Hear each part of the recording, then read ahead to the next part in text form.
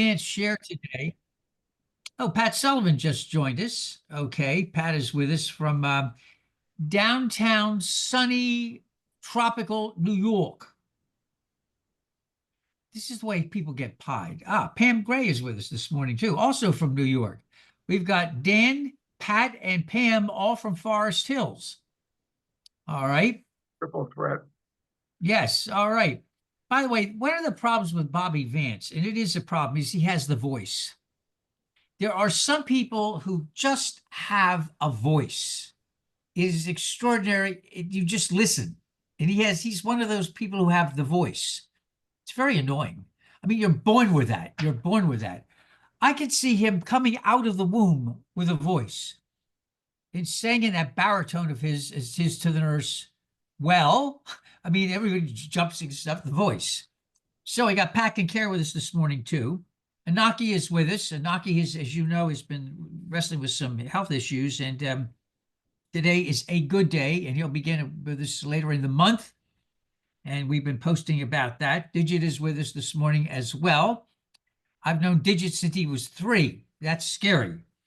I've got some good news from Besa. Besa, as you know, was originally supposed to be on the staff with us, but took time off to become part of a Mahayana Buddhist group. It's a very, very well-known group in the United States, and wanted to pursue ordination in that Buddhist school of thought. And it's taken 2 years and an incredible amount of time. And she also had to write a major, get a second degree, a second master's, and it took a major thesis work. The thesis has just been approved and got incredibly high remarks. So now she's on the last bit of going, and she's looking to get ordained in her Buddhist tradition at the end of March. Okay, upcoming. We've got Michelle at the end of the month. In March, we've got Tracy Barrett, who many of you are getting to know. Tracy's been with us a few times. She's a close friend of Michelle and Andrea's. She'll be preaching in March, and then the board will be meeting with her. We talked about having somebody come on board who is much younger than Larry and I. That would involve just about the world. So we've got Michelle, Tracy coming on board, and then after she's with us that Sunday, we'll have her meet with the board. And then Michelle is back. And then we've got Larry is preaching in the beginning of April. And we've got somebody we're in mind for Palm Sunday, and I'll be preaching Easter. And then Andrea will be with us again. Okay, some of you might want to remember Nanette Bartels. She moved up to Connecticut, where it has been 900 feet of snow. She arrived in Miami last night. And I had a couple of things I just share with you academically, which I hope you get a big kick out of.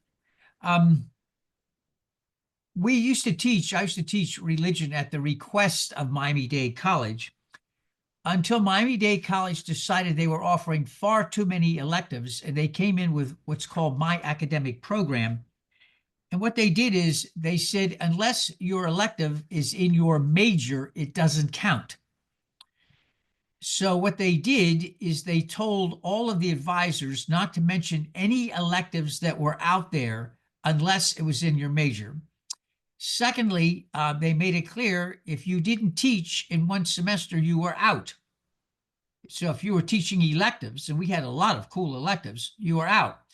By 2 semesters, 99% of the electives were gone if they weren't in a major, and so were the faculty.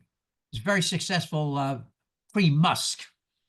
My class, World Religion, survived outside the system on sheer reviews and word of mouth.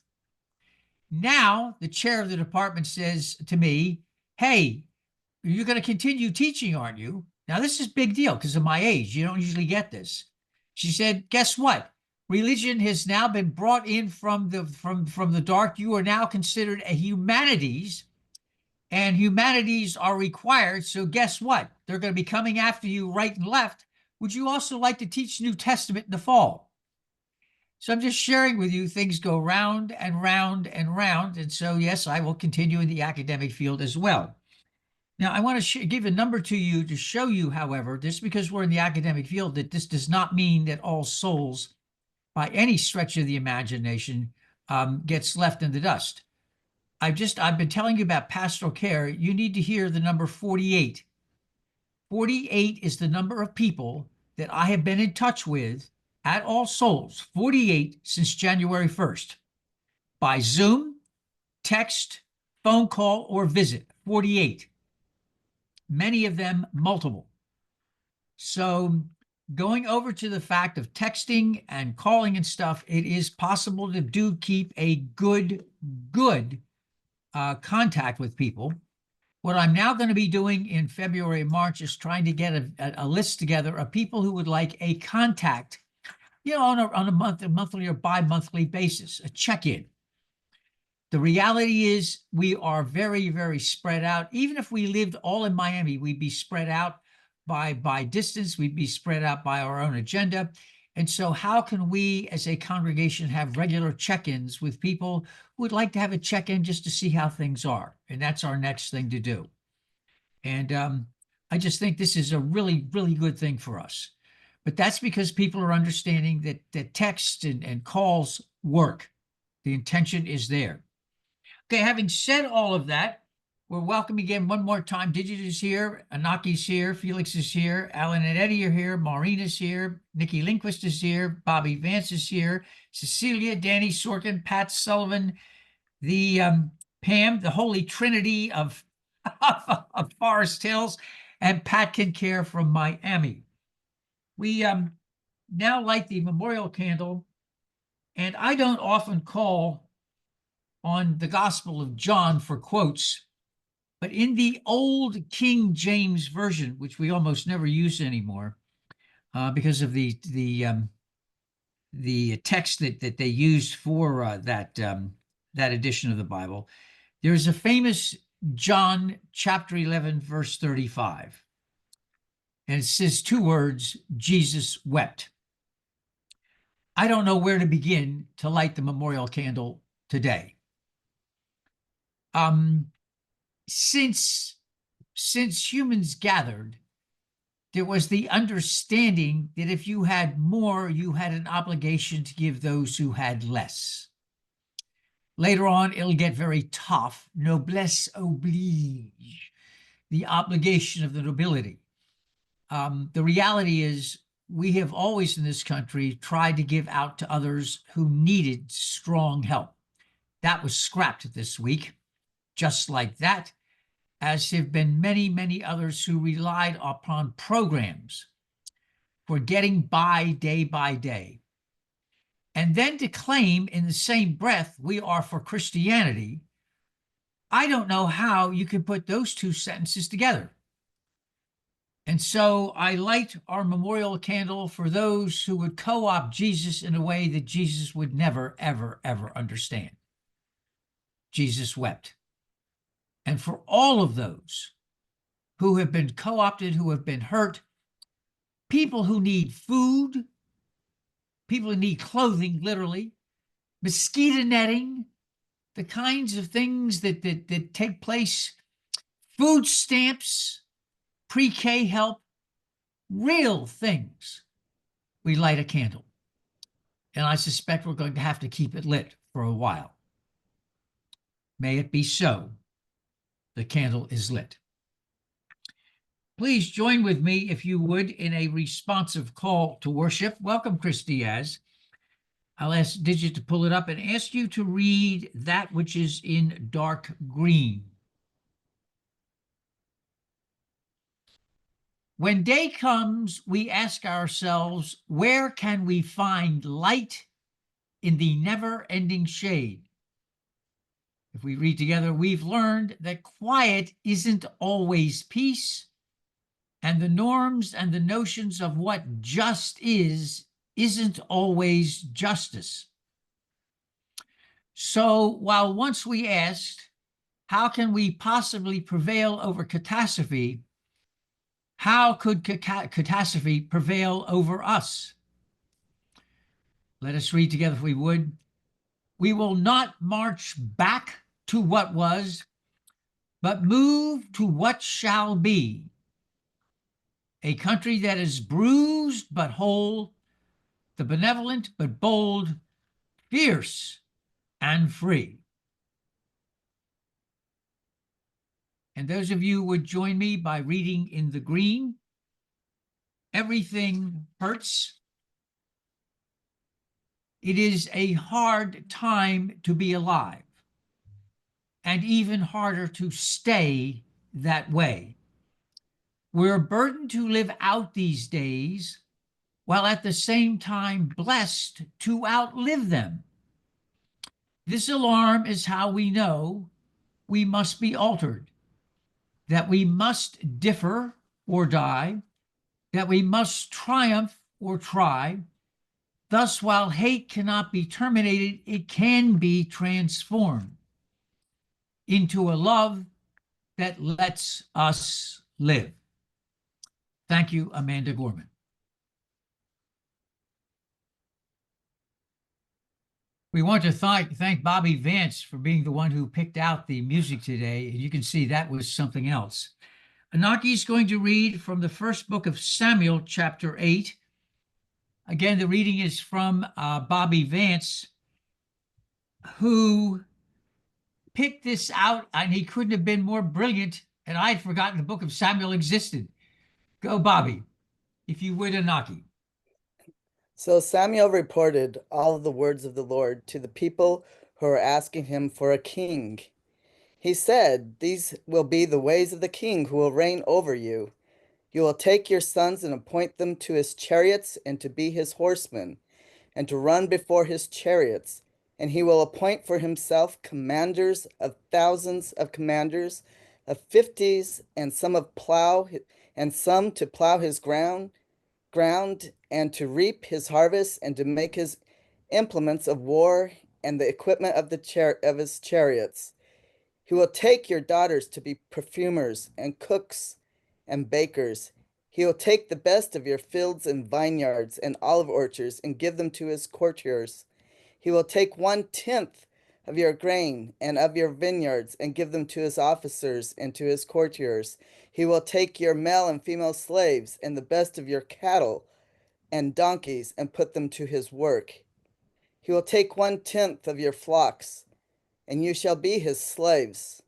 And on that day you will cry. You will cry out because of your king, whom you have chosen for yourselves, but the Lord will not answer you on that day."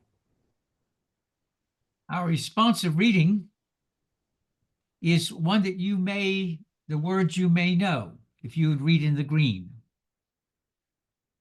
I have a dream that one day this nation will rise up and live out the true meaning of its creed.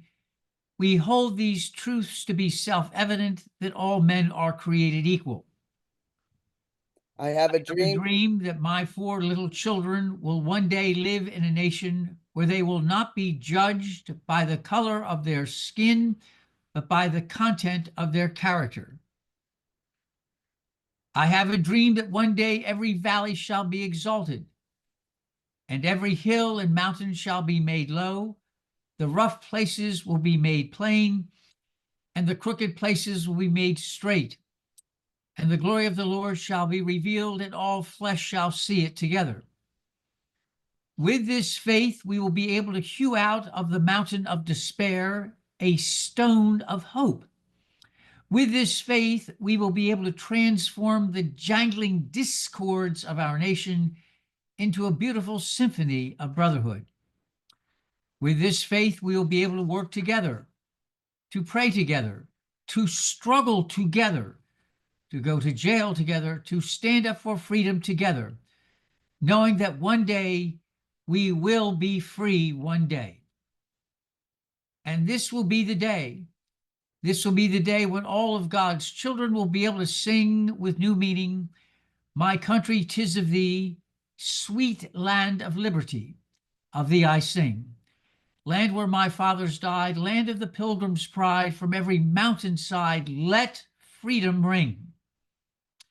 And when this happens, and when we allow freedom to ring, when we let it ring from every village and every hamlet, from every state and every city, we will be able to speed up that day when all of God's children, Black men and white men, Jews and Gentiles, Protestants and Catholics, we will be able to join hands and sing in the words of the old Negro spiritual, free at last, free at last. Thank God Almighty, we are free at last. Now, Bobby Vance didn't know this, but he's going to be reading this one right here. Okay, Ken Burns. Being an American means reckoning with a history fraught with violence and injustice. Ignoring that reality in favor of mythology is not only wrong, but also dangerous. The dark chapters of American history have just as much to teach us, if not more, than the glorious ones, and often the two are intertwined. As some question how to teach American history to our children, and even question the history itself, I urge us to confront the hard truth and to trust our children with it. Because a truly great nation is one that can acknowledge its failures.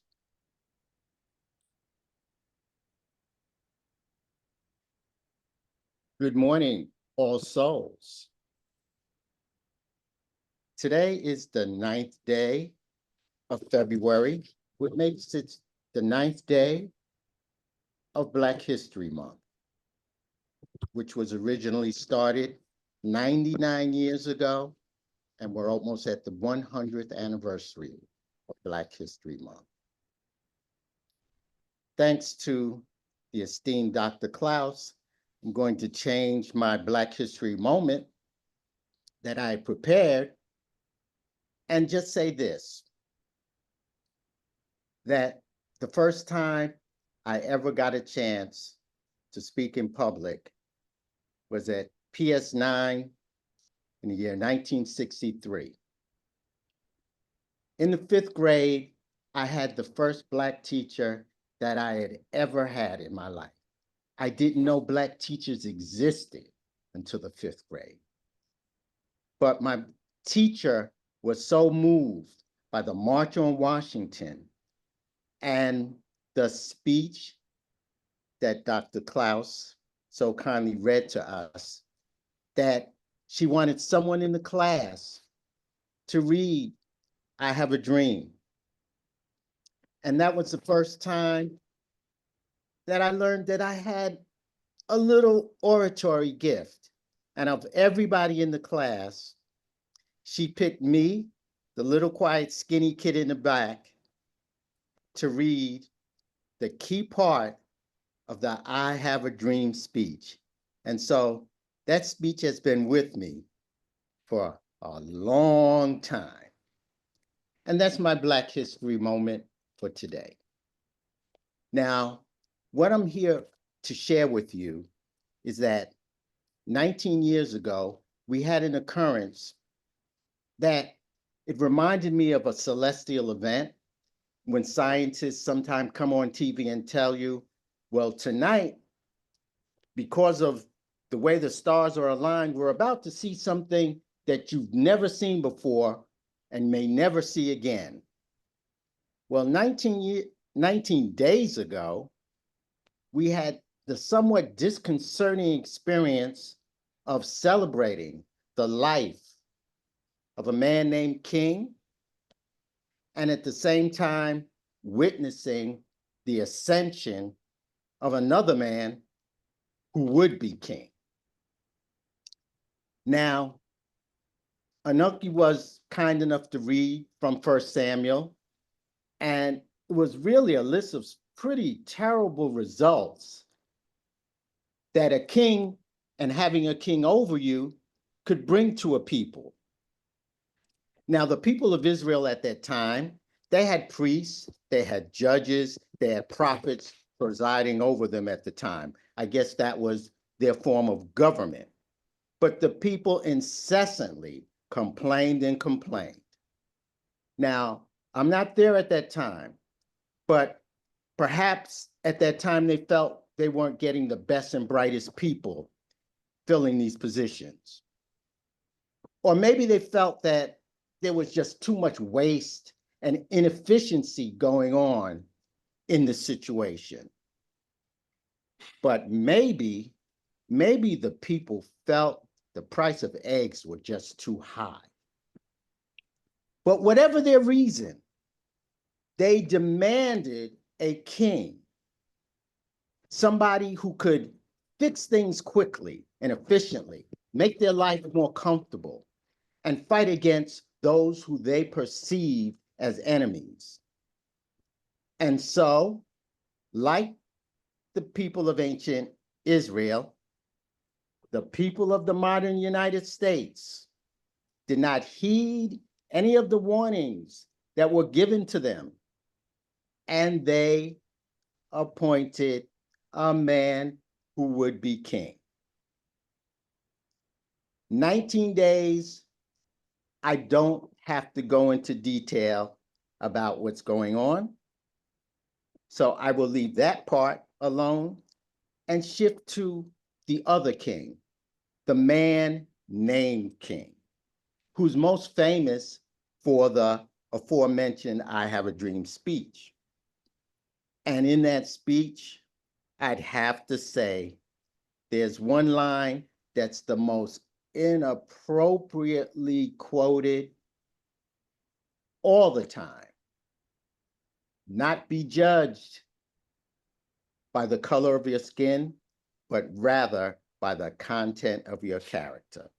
Has that line been twisted in modern times? But as I look at the screen, I see, believe it or not, there are people that were here when Dr. King was at his heyday. And you might remember that Dr. King was fairly popular when he was fighting segregation and for civil rights in the South. But when he came north and he started to challenge school and housing segregation, police brutality, the Vietnam War, and economic disparity, he was resoundingly opposed and heckled regularly. Let's not forget, in 1967, Martin Luther King was rated as one of the most hated men in America. Present day, Dr. King is one of the most quoted people in America because Dr. King had a gift for turning a phrase, as they say. And one of the phrases, and one of the bases for his phrases, was the importance of love. Dr. King constantly spoke about love. Of the many quotes that he had, I'll just pick one out that I thought would fit. He said, "I believe that unarmed truth and unconditional love will have the final word in reality. That's what is why right, temporarily defeated, is stronger than evil triumphant." And I've learned over the years from listening to Dr. King that when he speaks of love, he's not just speaking of an emotion that we feel toward people, but rather a force, the force of love that propels us to action. And when he speaks about the opposite of love, hate, he admonishes that hate can do more damage to ourselves than to our perceived enemies. And we can see that in the form of stress, anger, and aggravation. Now, Dr. King also hammered home the theme of not turning a blind eye toward evil, especially by, quote, good people. And he made many quotes like this, but I'll just pick out one. He says, "History will have to record that the greatest tragedy of this period of social transition was not the strident clamor of bad people, but of the appalling silence of the good people. So the America that Dr. King dreamed of is still a place off in the distance. It's still only an aspiration, a great hope unrealized, a glorious reality not yet stepped into. It is a beautiful dream that has still been relegated to the yet to come, still only the stuff of slumber. And while these things may remain true, we who believe in the dream, we can't rest.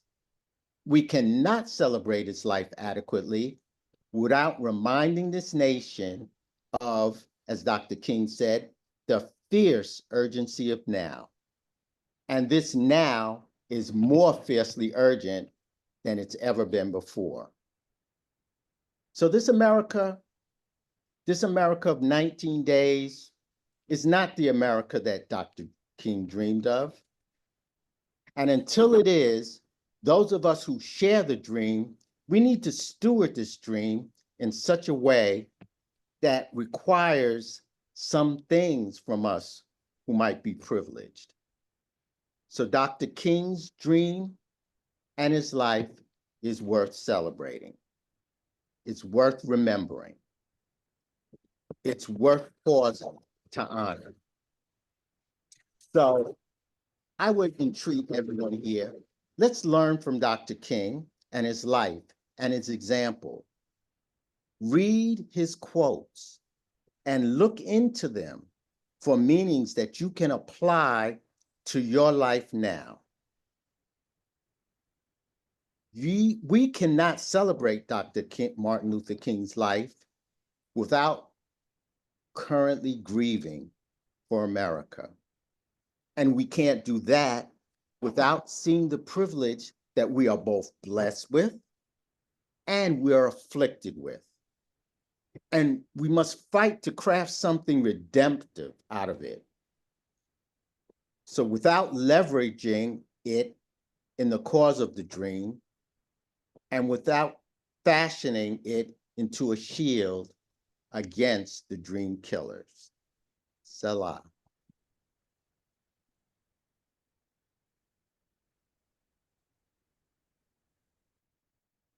A long, long, long time ago, when Homo sapiens had learned how to invent the wheel and tame the horse, they got on the move. And as they moved, they found that oftentimes they were lonely and strangers to themselves and others.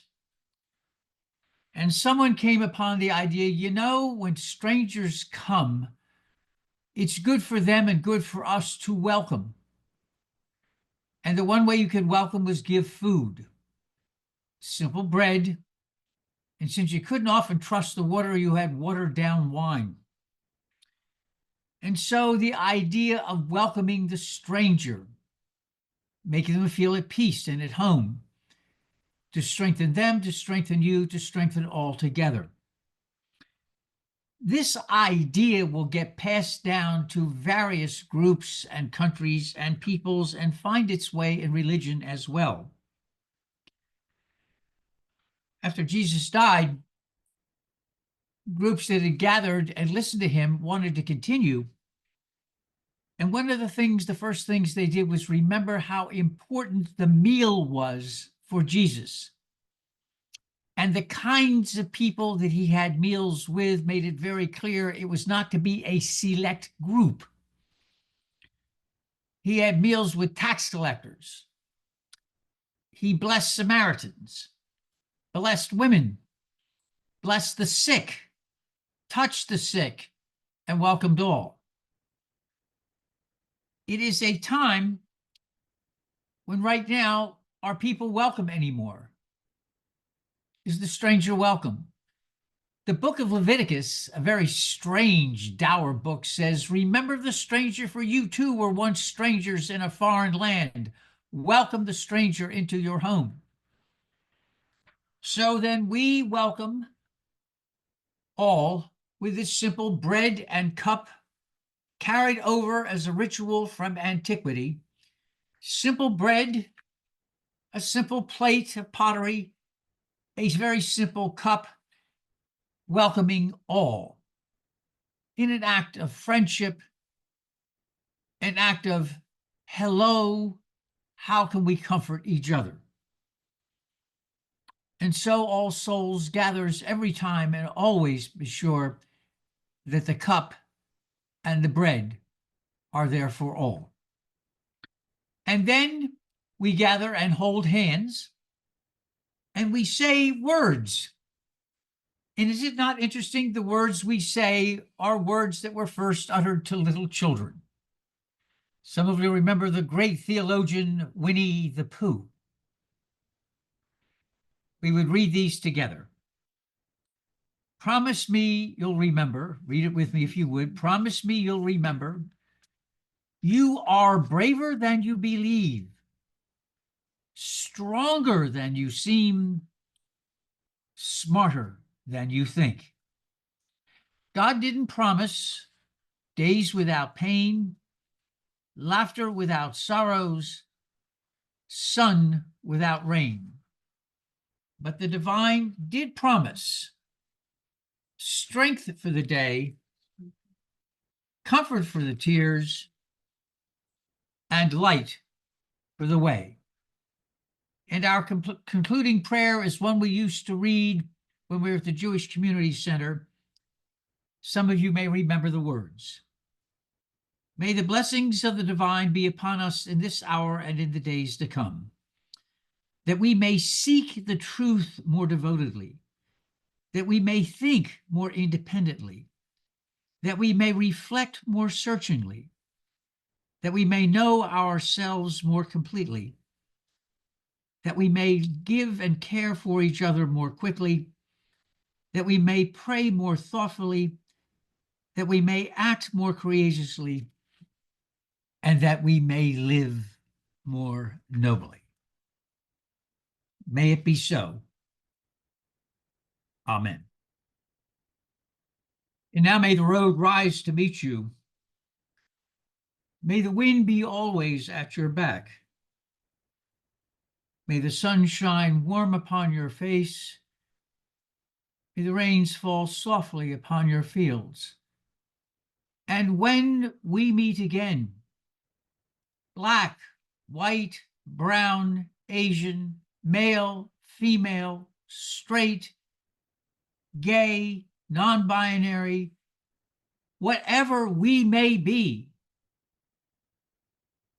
may the divine in me greet and embrace the divine and you and all of us together. And let us shout, we will be free at last. May it be so. Amen. Well, I think we can all agree we have been blessed by Bobby's presence with us today. And I can, not to this day, am flabbergasted that you found that passage in 1 Samuel buried in this obscure book of the Old Testament. It was brilliant, absolutely brilliant.